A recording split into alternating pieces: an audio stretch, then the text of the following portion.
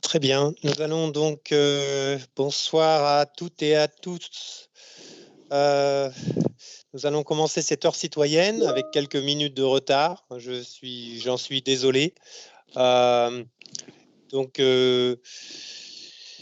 nous accueillons tous les Mélanaises et toutes les Mélanais qui veulent participer à cette heure citoyenne. Cette heure citoyenne présente au sein de chaque conseil municipal est une heure de discussion, d'échange sur un thème en lien avec la vie de la commune. Donc, vous pouvez suivre cette discussion comme une émission de radio, mais sur Internet, à partir de la chaîne YouTube. Si vous avez l'écran, vous avez aussi quelques transparents, enfin ce qu'on appelle des transparents, c'est-à-dire des diapositives qui ont été préparées pour accompagner le discours. Donc, cette émission aussi est enregistrée. Donc, vous pouvez l'écouter en direct, mais vous pouvez aussi la réécouter sur la chaîne YouTube de Mélan, y revenir autant de fois que vous voulez. Et ce qui nous importe, c'est l'interactivité entre les Mélanaises, les Mélanais et les élus sur la thématique du jour. Et donc, chacun peut donner son avis, chacun peut poser ses questions, soit donner ou faire un commentaire. Et pour cela, nous avons donc deux moyens. Le chat le chat, c'est-à-dire la conversation en ligne, c'est chat en anglais, mais conversation en ligne sur Internet, sur la chaîne YouTube de la ville, ou autrement par téléphone en appelant le 04 76 41 69 75. Ce soir, nous allons traiter des espaces verts et la présentation, donc ce temps est en deux temps. Un premier temps d'une vingtaine de minutes qui présente les espaces verts, leur gestion, leur création, leur maintien, leur extension, etc. Marie-Odile Novelli va être en charge de nous structurer cette présentation. Et ensuite, nous aurons une discussion à partir de la présentation ou pas, comme vous pouvez l'entendre. Voilà, le numéro apparaît à l'écran, 04 76 41 69 75. Vous pouvez appeler même pendant la présentation. Vos questions seront reportées à la fin de la présentation. Madame Novelli, donc maire adjointe de Mélan, est en charge de l'environnement, en particulier dans notre ville. Merci, monsieur le maire. Est-ce que vous m'entendez? Très bien. Parfait. Alors, première considération, Mélan est une ville-parc. Ville-parc, qu'est-ce que ça veut dire? C'est l'appellation en fait officielle dans le plan d'urbanisme intercommunal, plan local d'urbanisme intercommunal, le PLUI. Ça signifie simplement que le cadre de vie à Mélan prime. Alors, ça ne dit pas qu'il ne faut pas construire, ça n'est pas possible. Mais c'est une reconnaissance que le paysage, la nature sont un bien commun dont il faut tenir compte avant de construire. En fait, c'est une inversion de la logique qui a présidé ces dernières années lors de l'attribution des permis de construire.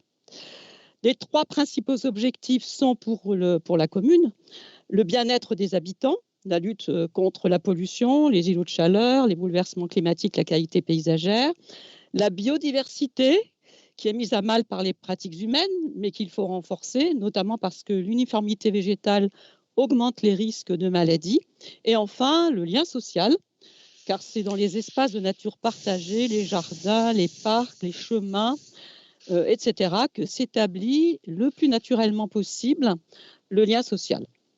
Alors, cette ville-parc, peut-être qu'on va passer à la diapo suivante, si c'est possible. Voilà, merci beaucoup. Bon, effectivement, la carte que vous voyez n'est pas très grande, mais ça vous situe un petit peu. En haut, vous avez la falaise du Saint-Hénard, en bas, vous avez la Tailla. Vous avez le lac de la Tailla, qui est un espace naturel sensible. Et puis, ce que vous voyez en vert de l'autre côté, c'est déjà les balcons de Beldon. Donc, si vous voulez, la position de Mélan est très intéressante, car on voit bien qu'elle fait lien entre toute une série de continuités. Alors, elle est remarquable, cette ville-parc, à la fois par le nombre de ses parcs, de ses jardins et de ses espaces naturels, mais aussi, et je viens de l'évoquer, par ce qu'on appelle les trames vertes et bleues, c'est-à-dire ces continuités vertes, ces continuités de nature, et ces continuités bleues, c'est-à-dire ces continuités d'eau. Ces parcs, il faut le dire, sont déjà partiellement connectés entre eux via la voie piétonne, celle qu'on appelle la Grande Traverse. Mélan là-dessus a fait un travail très intéressant dans le passé et que nous aimerions bien pouvoir compléter. Mais ce qu'il faut noter, c'est que le PLUI prévoit aussi de les connecter, ces parcs, ces espaces, en les renforçant sur une échelle qui dépasse la ville, qui est aussi finalement une partie de l'agglomération. Alors, pour faire très très court, je vais citer quelques exemples. Hein. Par exemple, le long de l'avenue de Verdun, il n'y a pas que la Grande Traverse. L'avenue de Verdun, qui est vraiment à requalifier, pourrait être une de ces trames. Et je vais donc rapidement vous exposer 3 ambiances qui sont recherchées dans le cadre des orientations paysagères du PLUI. Alors, au départ de Grenoble jusqu'au Sablon, on a une forêt alluviale linéaire, variée, qui doit être confortée, bien sûr. Ensuite, à partir de la Caronnerie, on est en milieu urbain, assez dense, et les haies arborées sont naturellement plutôt hautes, ou doivent être naturellement plutôt hautes. On passe ensuite jusqu'au Bachet dans une ambiance coteau, c'est-à-dire qu'elle est moins urbaine. Et enfin, à Mélan-Est, on est dans une ambiance qui est appelée belvédère, c'est-à-dire qu'en fait, on voit qu'on domine et que ce qui compte, c'est bien la vue en face, c'est-à-dire la vue sur Beldonne essentiellement et puis la plaine. Donc, en fait, on fait la distinction entre le versant montagneux avec des arbres moins hauts et la plaine où l'enjeu est de voir le paysage. Un exemple, c'est par exemple l'allée de la Pralie. Enfin, c'est mon opinion. Peut-être qu'on pourrait en trouver d'autres. Mélan est remarquable par ses espaces naturels. En hauteur, je l'ai dit, je n'y reviens pas, on a les falaises du Saint-Hénard. En bas, dans la plaine, on a le lac de la Tailla, qui est un espace naturel sensible. Il y aura un petit focus dessus. La zone humide du Monarié, les étangs, le parc de l'île d'Amour, qui est connecté, lui, à l'espace agricole et naturel de la Tailla, et même au-delà, on peut imaginer, enfin, on peut effectivement faire la prolongation au-delà de Montbonneau, au bois français, à vélo notamment. Donc, Mélan, en fait, est dans une situation particulière avec des corridors de nature et d'eau entre montagne et plaine. Je n'y reviens pas. Entre espace urbain et espace agricole, entre le Grésivaudan et Grenoble. Et finalement, Beldonne est au bout du lac de la Tailla, si je peux me permettre cette expression, et finalement reliant presque 2 massifs montagneux entre eux. Ce qu'il faut aussi ajouter, c'est qu'il y a des trames vertes et bleues locales qui s'ajoutent aux grandes trames d'agglomération. Alors, je vous cite rapidement le torrent du Gamon, le torrent de Jaillères, le ruisseau de l'Ermitage, les coulées vertes, et puis le passage faunistique vers la Tailla sous l'autoroute A41 et sous la rocade entre l'île d'Amour et la Tailla. Mélan, en fait, joue ainsi un rôle important à conforter dans les fonctions de circulation de la faune, indispensables à la biodiversité régionale d'agglomération.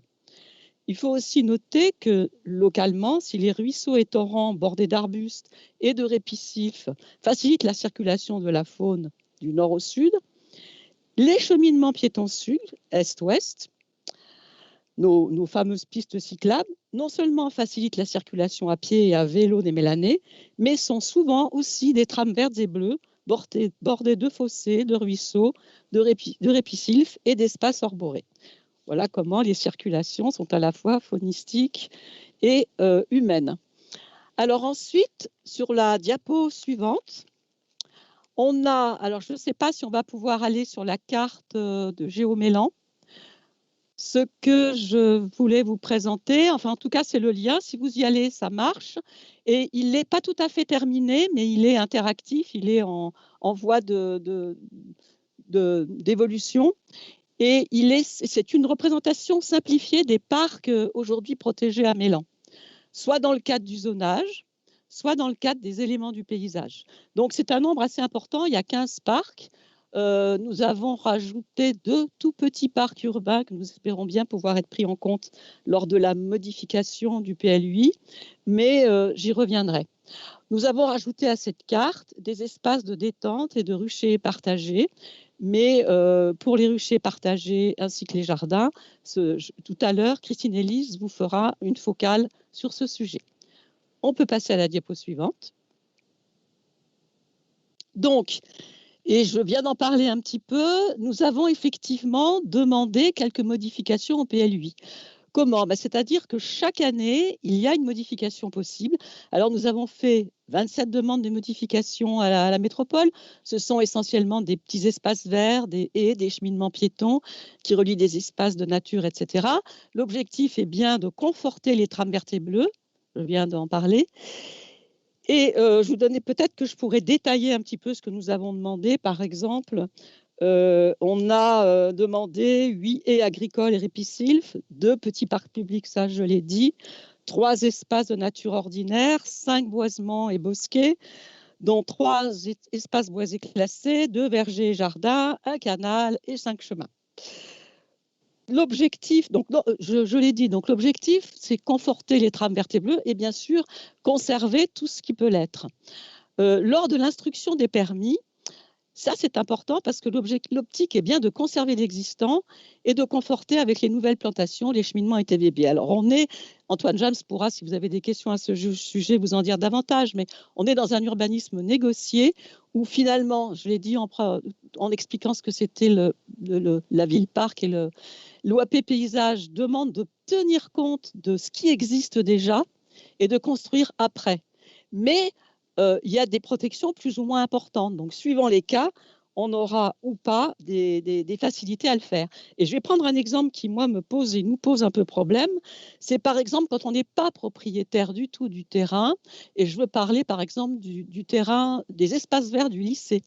Il y a 2 espaces verts du lycée en haut, plus un petit terrain de sport extérieur de basket, si ma mémoire est bonne. Et donc là, en fait, il appartiendra aujourd'hui à la région et la région veut clôturer ces espaces, tous ces espaces. Et là, voilà, on n'est pas propriétaire, donc on va voir ce qu'on peut faire. Hein, mais c'est un sujet c'est important pour nous et c'est une limite forte qu'il faut entendre parce que la commune, bien entendu, n'est pas compétente sur tous les espaces verts. Bien au contraire, les espaces verts, majoritairement, ne sont pas communaux. Il faut l'avoir en tête. Si on peut peut-être passer à la diapo suivante. Alors voilà, là vous avez, première diapo, vous êtes avenue du Taillefer. Vous avez en vert ce qui existe déjà, en violet ce sont les emplacements réservés qui étaient prévus pour le BHNS. Et ce que nous avons rajouté, c'est en rose. Donc en fait c'est un morceau de corridor écologique hein, que vous connaissez, l'avenue du Taillefer qui est bien arboré au-dessus, en bas également, tout en bas. Et donc là, il s'agit de les protéger, ça ne l'était pas. Et donc du coup, l'objectif, il est quand même d'essayer de construire en recul des voiries. Ça percute des projets qui sont en cours, hein. Mais bon, en s'appuyant là-dessus, en s'appuyant sur la demande faite à la métropole, dont le résultat, parce qu'il doit y avoir une enquête publique, sauf erreur de ma part, Antoine et Monsieur le maire préciseront, ça nous remet, enfin, ça sera complètement validé dans 1 an à peu près. Hein. Mais bon, c'est une demande forte et on s'appuie sur l'orientation programmatique d'aménagement paysage qui permet de dire donc qu'on doit tenir compte de l'existant. Or là, ça existe. Certains espaces sont classés, on voit des petits numéros. En haut, ce sont juste des arbres, mais en dessous, si on veut que les corridors soient classés, il faut les faire, les rendre officiels. Voilà, si on peut passer à la diapo d'après peut-être. Voilà, alors merci. Donc là, nous avons sur la petite diapo de gauche en haut, il s'agit du terrain qui est juste derrière le centre technique. Donc je pense que tous les Méanais voient bien. En gris, bleu, vous avez un espace qui est mairie. Nous avons demandé à la métropole de changer cet espace. Aujourd'hui, il est classé en économique, en zone UE4. Et nous demandons qu'il passe en zone agricole. Il faut dire qu'il est quand même en zone inondable, donc voilà. Ensuite, l'objectif, il y a déjà d'ailleurs, à titre temporaire, hein, avec une convention, un apiculteur. Ça, c'est la surface qui est une sorte de triangle rouge. Et puis, on a une demande de maraîchers bio.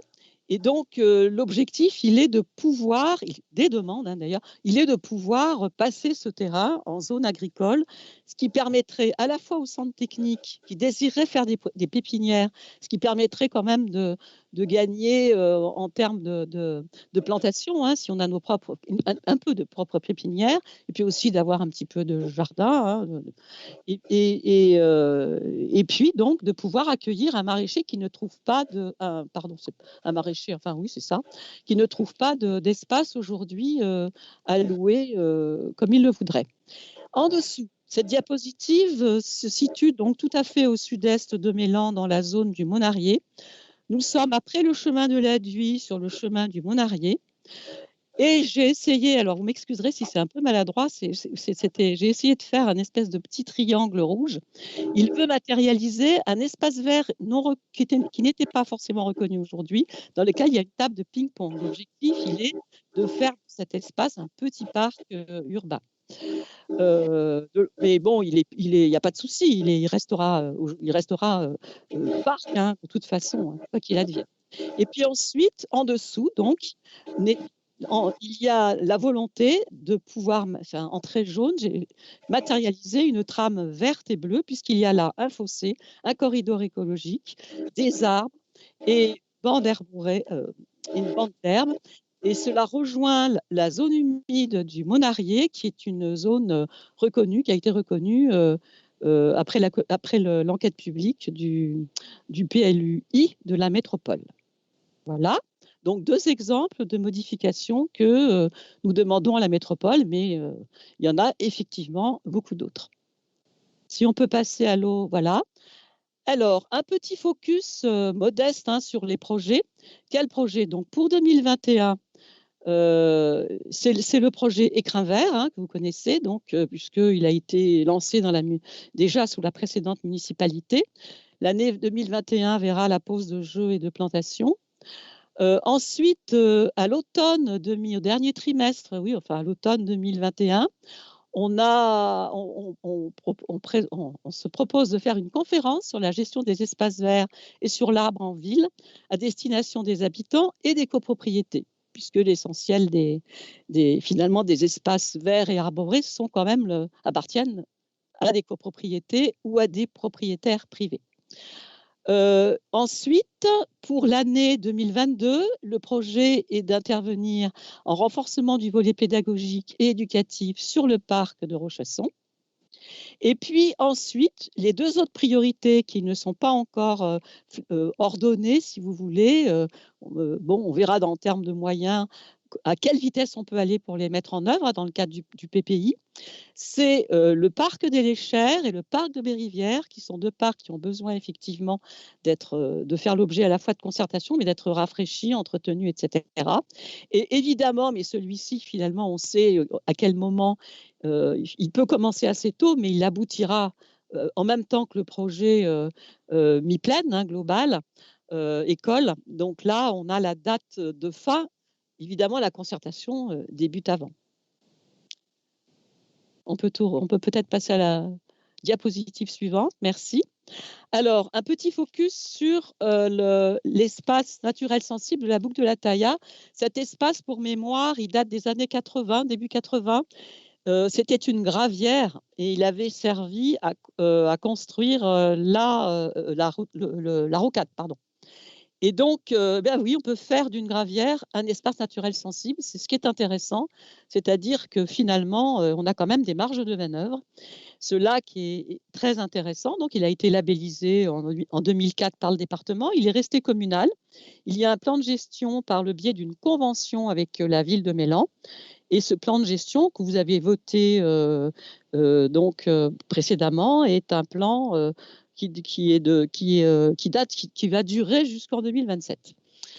L'objectif, il est bien de mettre davantage de biodiversité d'une façon générale, donc c'est amorcé, puisque la ville, déjà dans l'année précédente, a racheté, a eu en gestion une partie supplémentaires d'espaces verts de manière à améliorer les continuités vertes. Et puis, le projet avec la métropole de ferme, enfin d'avoir une ferme agricole et un espace agricole respectueux de l'environnement et biologique, donc va complètement dans ce sens. Alors, je n'ai pas cité, mais il y a beaucoup de... Je pourrais donner des exemples. Et par exemple, il y a 284 espèces végétales repérées dans cet endroit-là. Il y a 85 types d'oiseaux différents, etc. Donc, c'est quand même une zone pour prouver, s'il en a été besoin, que cet espace, cette ancienne gravière est devenue une zone intéressante au plan faunistique et floristique. Eh bien, voilà quelques chiffres qui permettent d'en apprécier la valeur. On peut passer à la diapositive suivante. Alors, finalement, les espaces verts, les espaces arborés s'intègrent complètement dans les objectifs du plan climat. Plan climat qui est donc, on signera une charte métropolitaine au mois de juin, si tout va bien. Cette charte, la commune s'engagera. Le plan climat donc, a été en révision au niveau de la métropole. Et il s'intègre pleinement dedans. Pourquoi? Parce que on est... Excusez-moi, j'ai été interrompue. Non, non. On est donc avec... Parce que les arbres et les espaces verts donc, remplissent une fonction importante dans le cadre du plan climat. Non seulement ils améliorent la qualité de l'air, parce qu'ils fixent le gaz carbonique, le CO2, donc ils réduisent nos émissions de gaz à effet de serre, ils apportent de l'ombre, ils réduisent la chaleur, ils améliorent le cadre de vie. Ils sont aussi une des conditions d'amélioration, enfin, d'utilisation des modes de déplacement doux, ce qu'on appelle les modes actifs, à pied et à vélo, non polluants donc, non émetteurs de gaz à effet de serre.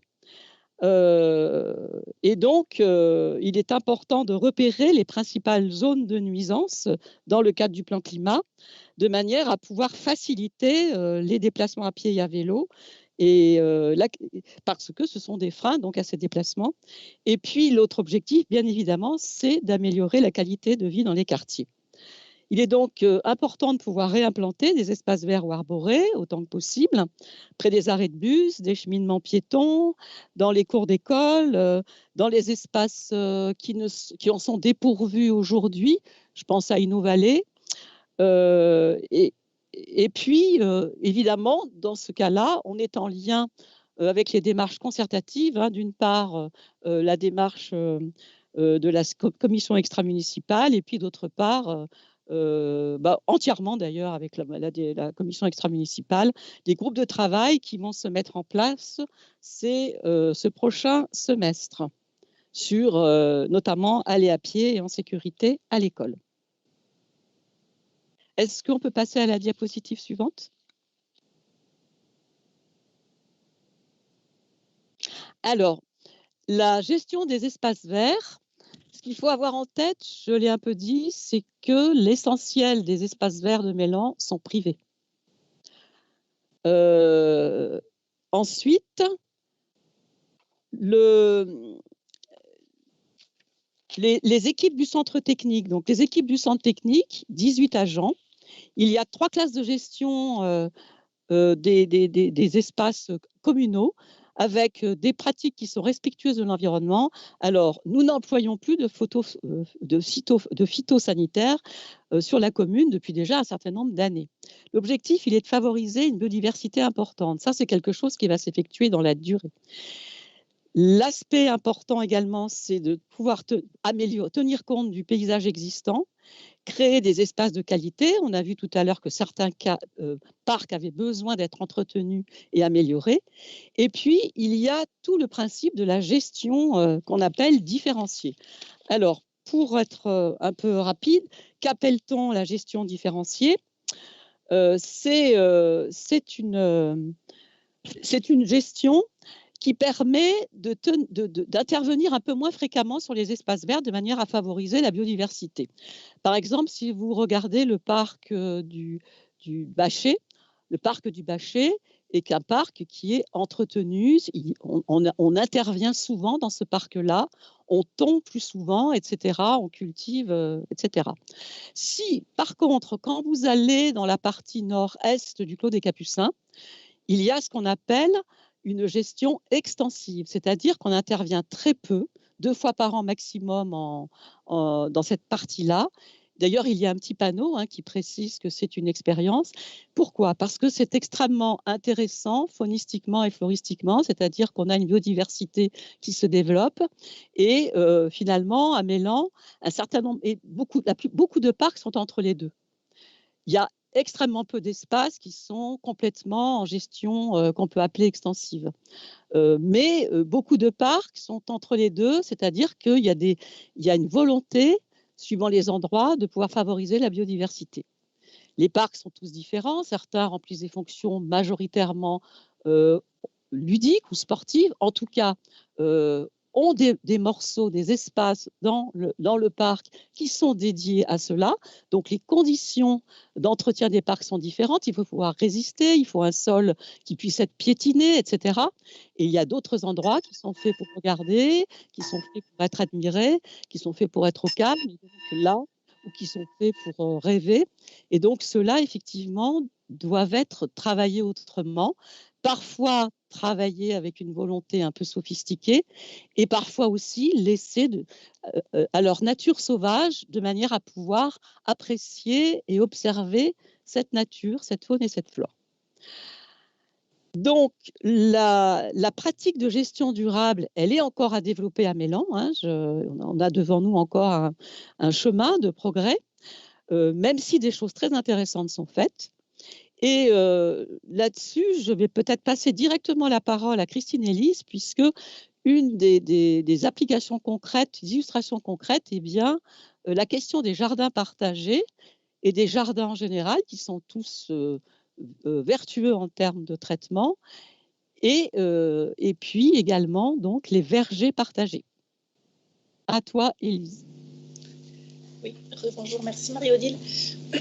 Oui, donc effectivement, la commune de Mélan accueille un certain nombre de jardins, jardins familiaux, jardins partagés et des ruchers partagés, comme on a évoqué tout à l'heure, qui sont des espaces de nature et qui sont aussi, comme tu l'as dit en introduction, des espaces de lien social. Alors on le fait, il y a la distinction entre jardin familial et jardin partagé. Un jardin familial, c'est un jardin où chaque famille dispose de sa petite parcelle qu'elle peut cultiver. Un jardin partagé, c'est un jardin qui est cultivé en fait en commun. Il n'y a pas de parcelle attribuée à telle ou telle famille. Tout est partagé en commun, la culture se fait en commun, la récolte se fait en commun. Et donc c'est vraiment vecteur de lien social. Il y a sur Mélan donc les jardins familiaux de Grand Pré, que je pense que la plupart des habitants connaissent parce que c'est très central, tout le monde passe devant. Il y a ceux du Clos des Capucins qui, je pense, sont bien connus aussi. Il y en a d'autres au Charlet, à la gare du Bachet, aux Mallettes aussi, dans la plaine de la Tailla, encore que ceux-ci, j'en reparlerai tout à l'heure, connaissent quelques difficultés.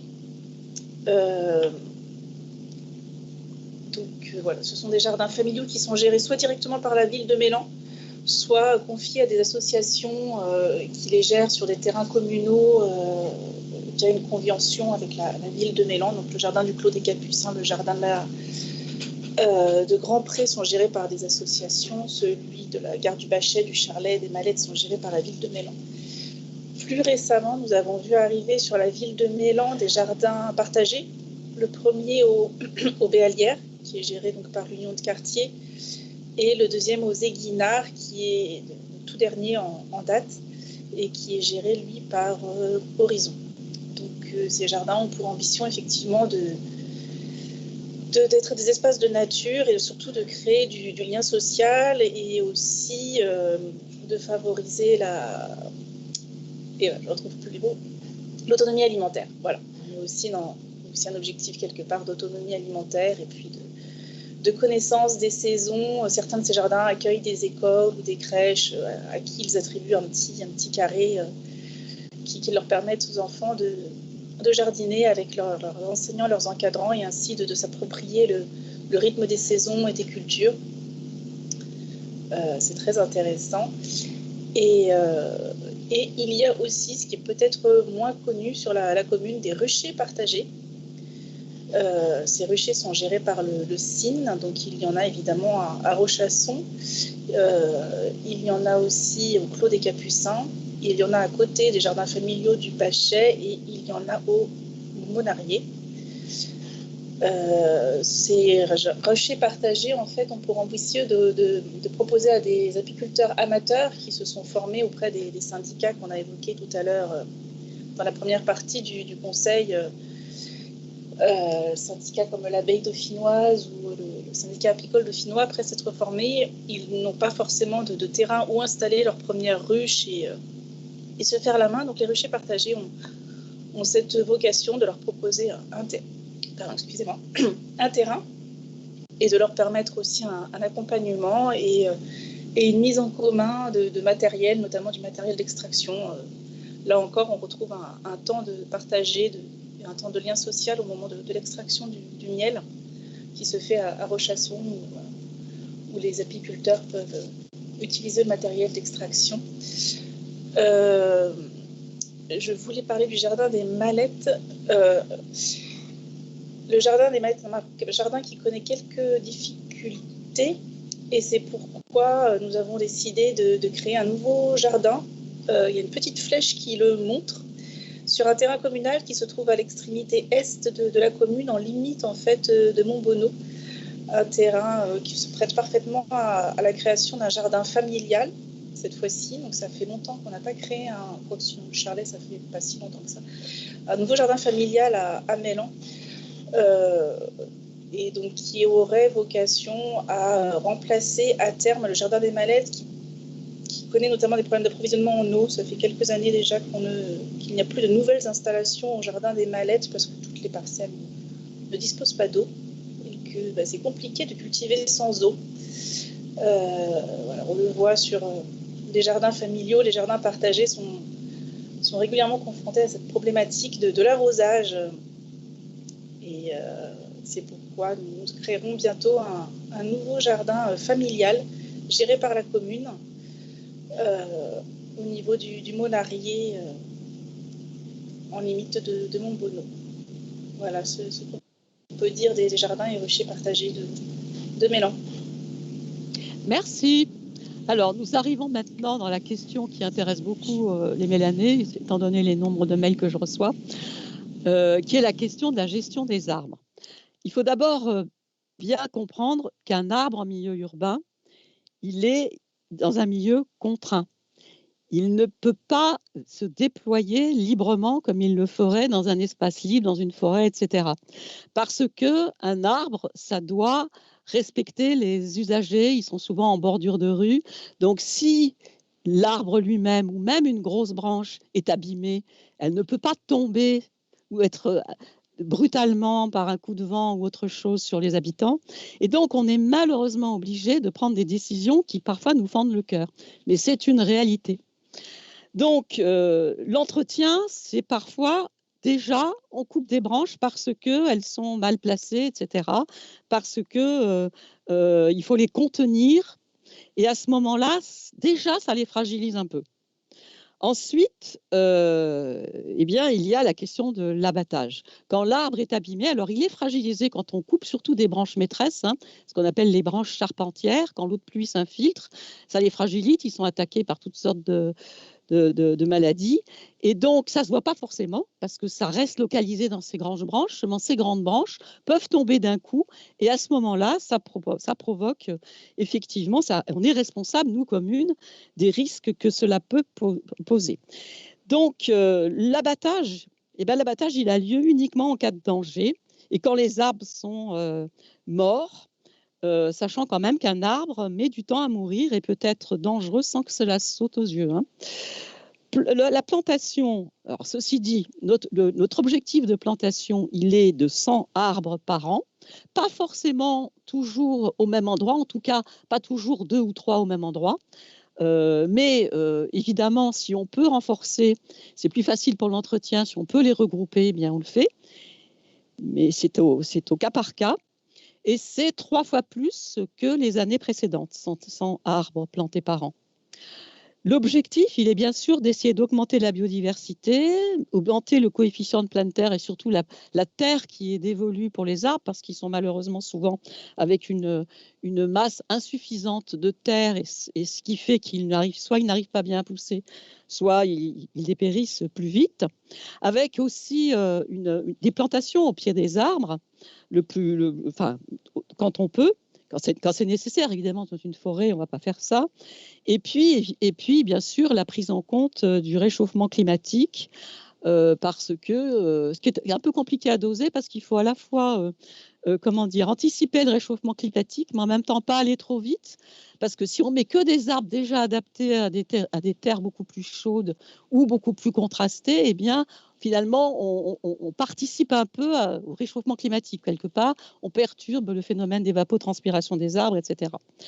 Et enfin, autant que faire se peut, on essaie d'éviter les espèces allergisantes, ou en tout cas, on mettra un spécimen isolé, mais on ne va pas faire des groupements d'espèces allergisantes à mélan.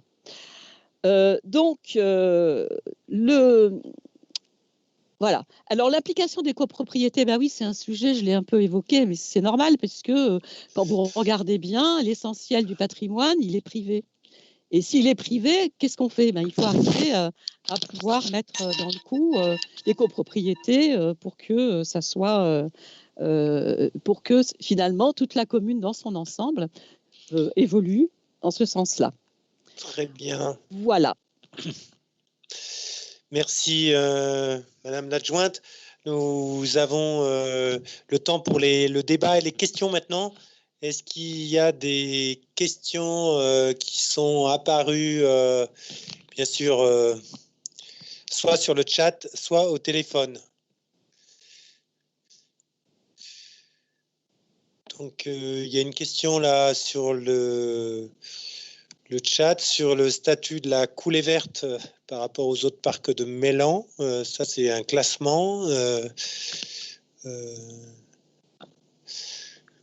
Alors, ce n'est pas vraiment un parc. De mémoire, je crois que c'est une zone naturelle. Après, voilà, c'est ça. Donc, ce n'est pas une zone aménagée, enfin, une zone naturelle. Normalement, on ne l'aménage pas, contrairement à un parc. Très bien. Une autre question. Est-ce qu'on peut avoir de Jean-Marc, bonsoir à tous, peut-on avoir de la terre végétalisée pour les jardins? Des jardins partagés. En fait, c'est des jardins familiaux. Oui. Je ne sais pas si Christine peut répondre ou pas à cette question, mais ouais. De la terre végétalisée pour les jardins? Avoir de la terre, ou je ne comprends pas trop? Je pense que c'est de la terre pour jardiner, oui. Pour rajouter dans les jardins. Christine, est-ce que tu as entendu parler de ça auparavant ou... Non, pas encore. C'est pour un jardin familial qui est géré par une association ou géré par la ville? Je pense, oui, je pense que c'est un jardin au Bachet. De la gare du Bachet, oui. À la gare du Bachet, oui. Bon, on posera la question au service technique. C'est pas forcément. J'ai jamais vu ça. Enfin, moi, je suis membre du jardin partagé des Béalières. J'ai pas vu ça, mais c'est peut-être effectivement, on posera la question au service technique. Tout à fait. Oui. De mettre, peut-être s'il y a des besoins de terre, mettre à disposition des jardiniers de la terre. Effectivement, si. Ça, c'est vrai que la commune l'a déjà fait. Mais c'est de la terre, c'est pas de la terre, c'est pas de la terre, enfin, c'est de la terre de remplissage, quoi. C'est pas de la très bonne terre du terreau, enfin, voilà. Mais de la terre de remplissage, oui, la commune le fait. J'ai vu effectivement au Béalières. Ok, il y a une autre question par Edgar Clary que je salue aussi, le président de l'Union de quartier du Clos-Grand-Pré. Quel est votre engagement sur le sujet suivant? Pour un arbre abattu, combien d'arbres plantés?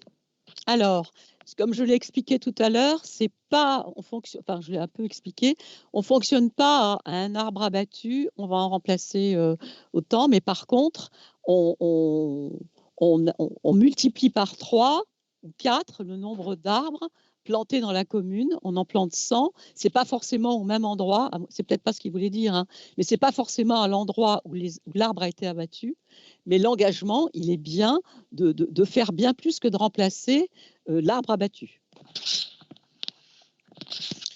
Oui, en général, on n'abat pas une centaine d'arbres par an dans la commune, on en abat beaucoup moins. Donc voilà, je ne sais pas quel est le ratio exact, mais je pense de l'ordre de 3. Il y avait Dominique Pernaut qui avait levé la main, mais qui l'a baissé. Dominique, tu voulais t'exprimer ? Oui, je voulais simplement dire qu'on fait un compost dans notre copropriété et qu'en fait, quand ce compost est arrivé à terme, on a des tas de compost dont les habitants de la copro ne se servent pas.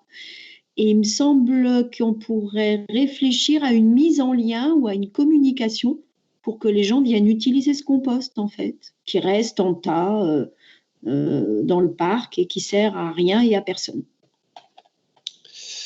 Entendu, il y a des composts effectivement, et dans les bas d'immeubles ou partagés entre différentes habitations. Et s'il n'y a pas de jardinier autour, c'est sûr que le compost n'a pas d'usage, mais peut-être on pourrait mettre une bourse d'échange, au moins une information qui pourrait être donnée sur ce sujet. Il y a Robert Chartier, bonsoir Robert Chartier, que je salue, des Béalières. À quoi correspondent les plantations en cours boulevard des Alpes? Donc je crois que c'est des plantations le long de la Chantourne. Est-ce que quelqu'un est informé de ces plantations? Alors, ça ne doit pas être le service environnement qui en est à l'origine. Donc, voilà. Je répondrai à Robert ultérieurement, s'il veut bien. C'est soit le syndicat Oui. de la Chantourne, vraisemblablement, parce Vraisemblablement. que je m'en suis rendu compte aussi en passant. J'ai vu, je ne sais pas si c'est des arbres ou des arbustes d'ailleurs, qui sont plantés le long de la Chantourne. Très bien. Donc, effectivement, je pense que c'est lié au syndicat qui suit et maintient la Chantourne. Il y avait une question aussi de Henri qui avait levé la main. Henri Biron. Oui, moi, la question que je pose, moi, c'est que quand on plante 100 arbres dans l'année dans notre ville comme engagement, mais je pense qu'il faut faire fonctionner à fond la démocratie participative et la citoyenneté. Qu'est-ce que je veux dire? Qu'il y a des endroits où les gens, dans les quartiers et ailleurs, il y a des petits espaces qui sont propriétés de la commune, que ça serait bien qu'on travaille avec eux pour savoir comment on aménage et comment on plante les arbres. Parce que quand les gens s'approprient un arbre, ils le défendent, ça devient leur arbre. Et je sais qu'aujourd'hui, il faut que les gens s'approprient les arbres. C'est notre meilleur allié contre le réchauffement climatique. Voilà. Oui, si je peux dire un petit mot. Non, mais c'est tout à fait. Après, on ne peut pas tout faire en même temps maintenant. Donc, la concertation, c'est avec je sais pas, la commission extra-municipale. Il y a déjà beaucoup trop de sujets dans l'immédiat, mais il est prévu des groupes de travail. Et j'ai évoqué tout à l'heure la conférence qui aurait lieu à la Maison de la Musique à l'automne sur toutes ces questions. Et donc, l'objectif, il est bien de mettre à niveau. C'est quand même, on pourra avoir pas mal de monde, hein. Et ensuite, j'espère en tout cas, et ensuite de mettre en place des groupes de travail citoyens. Il y a aussi suivre des projets en concertation, ça nécessite quand même une organisation, des moyens, voilà, mais c'est quand même un objectif. Je ne peux pas dire qu'il va se produire, qu'on va le mettre en œuvre demain, quoi. C'est ça, Henri. Très bien. On a aussi Robert Chartier a précisé qu'il y avait du compost disponible à la déchetterie, effectivement, à la déchetterie de Mélan, qui revient de Murianette, quand on peut laisser ses déchets verts, et la métropole, lorsqu'elle amène les déchets verts à Murianette, au centre de compostage, une partie d'entre lui, et peut revenir sous forme de terre Je ne sais pas si c'est ça qu'on appelle la terre végétalisée, mais parce que je ne suis pas trop spécialiste, mais voilà. Et donc, effectivement, on peut en récupérer à cet endroit. Et il y a une question de Malia, 10 ans et demi, qui demande combien y a-t-il d'arbres à la place des Tuileaux.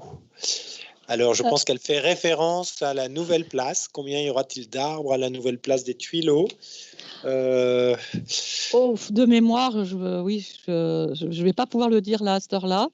Malia, tu me donnes ton mail et je te réponds. Voilà, mais un ordre de grandeur, 10, 100 ou 1000? Non, plus de 10 et moins de 100. Voilà, entre 10 et 100. Le nombre exact, mais il y en aura plusieurs dizaines, je pense, quand même.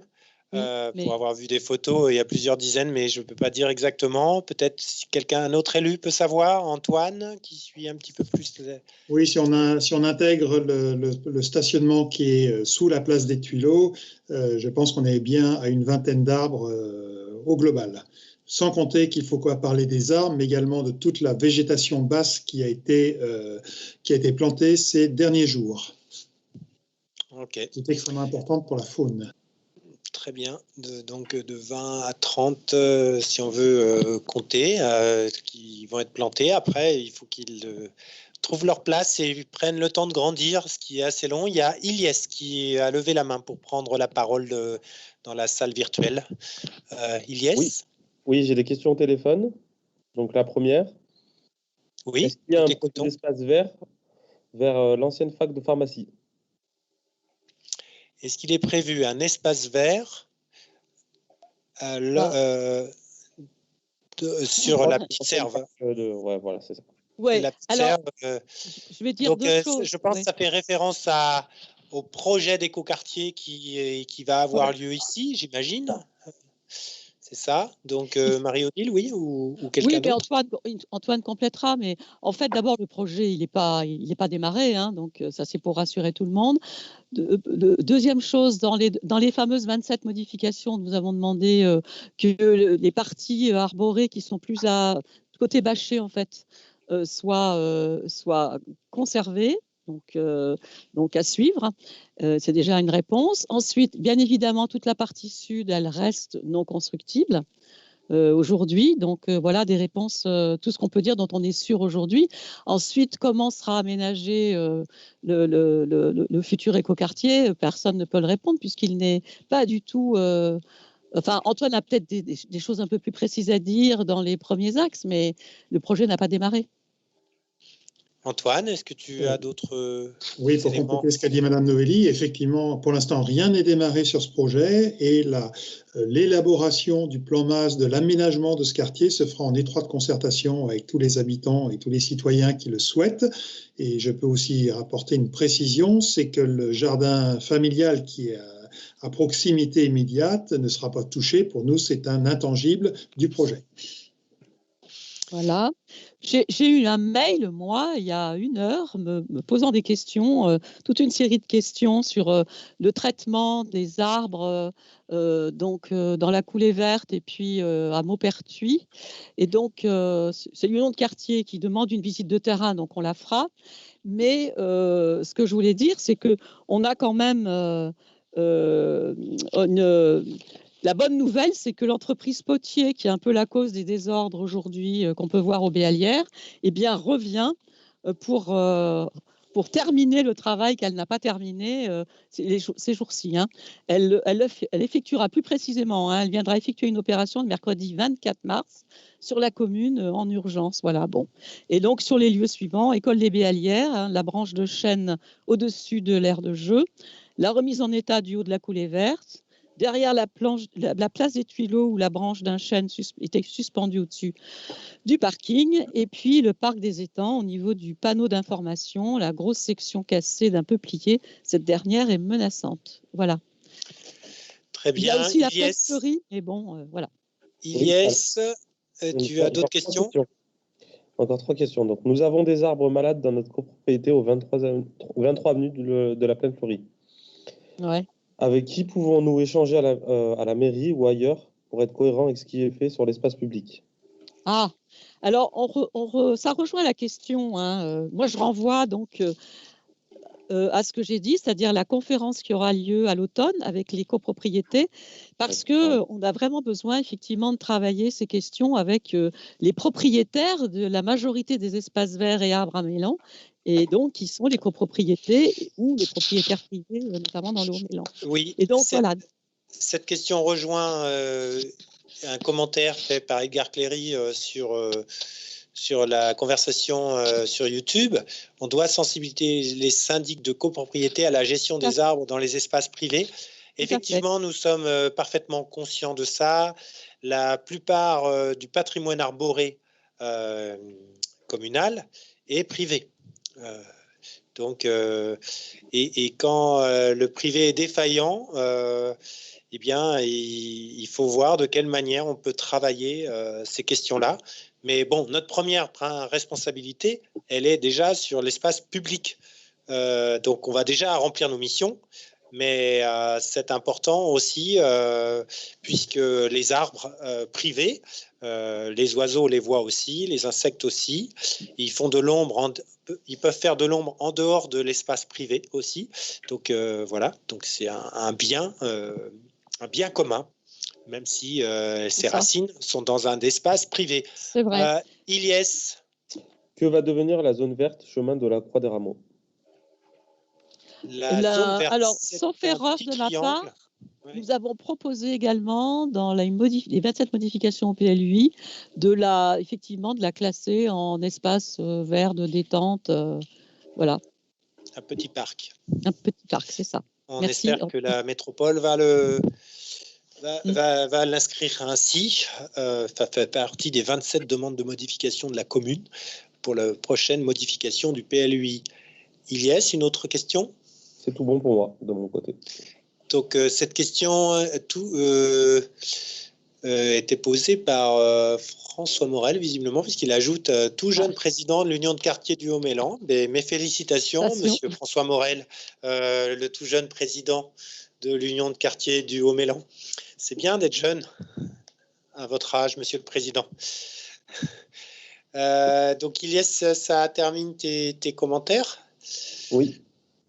Très bien, on pourra réaborder. Je vois que beaucoup de membres des unions de quartier sont à l'écoute. C'est normal, c'est un sujet qui est important pour les unions de quartier. Ça me permet de rappeler que l'adjoint au maire, Stéphane Maire, organise des réunions avec les différentes unions de quartier qui ont lieu tous les 6 mois. Et si ce sujet est important pour les unions de quartier, nous y reviendrons et nous inviterons Madame Novelli à se joindre à nous. Et on pourra prolonger cette discussion si besoin était.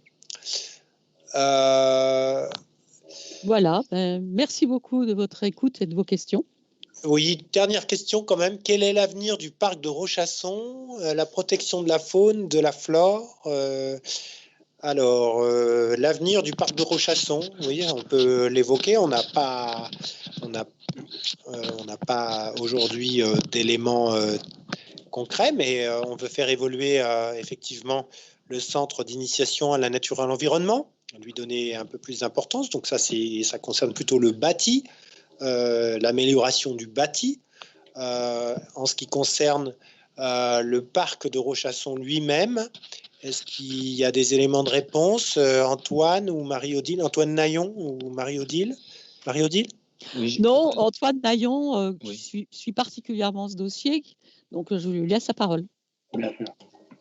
Et bien, ce que je peux dire, c'est que oui, effectivement, on est en train de lancer une réflexion sur le réaménagement du bâti, déjà, du CIN, dans le but d'augmenter sa capacité d'accueil de scolaires et de groupes. Actuellement, on est limité à uniquement un groupe à la fois et donc on souhaite passer à 2. Et dans ce cadre-là aussi, on lance une réflexion sur l'aménagement des espaces pédagogiques autour du bâtiment afin de le rendre à nouveau attractif et donc améliorer les ateliers pédagogiques, renforcer également le nombre d'animaux pour que ça soit un espace qui soit plus ludique et redynamiser ce lieu autour de l'éducation à l'environnement. Merci Antoine pour cette réponse. Donc un essai de valorisation plutôt de notre patrimoine environnemental qui est celui du parc de Rochasson. Dernière question, si on a encore 30 secondes avant de reprendre le conseil municipal sur la conversation YouTube de Madame, Monsieur Sitoka Modon qui pose une question sur l'entretien de la clôture autour du lac de la Tailla. Il estime qu'il y a plein de trous dans ce grillage, dans cette clôture. Est-ce qu'un élu connaît le statut de ce lieu et ce qu'il en est en fait? Moi, je peux juste dire qu'effectivement, ça fait partie des 2-3 sujets qu'on va discuter au prochain point avec les services techniques de la commune pour être, si c'est pas de la responsabilité de Mélan, peu importe, c'est eux qui seront en capacité de nous le dire. Donc, on va poser la question. Si tous ceux qui veulent avoir une réponse, il faut qu'ils laissent leurs coordonnées de manière à ce qu'on puisse la leur faire parvenir. Très bien. Donc, voilà. De toute façon, il est toujours très facile d'écrire à un élu. Notre équipe est une équipe de proximité. Et vous pouvez écrire à prénom.nom@melan.fr. Voilà, vous pouvez écrire à vos élus pour leur poser vos questions. C'est normal, mais on peut le faire ici. On a une heure citoyenne pour permettre que les réponses soient partagées, les questions et les réponses soient partagées, les commentaires aussi. Voilà, voilà, il y a les questions. Maintenant qu'on termine, les questions arrivent. De nombreuses questions arrivent, mais c'est très bien. C'est très très bien. Nous allons clore cette heure citoyenne pour reprendre le conseil municipal.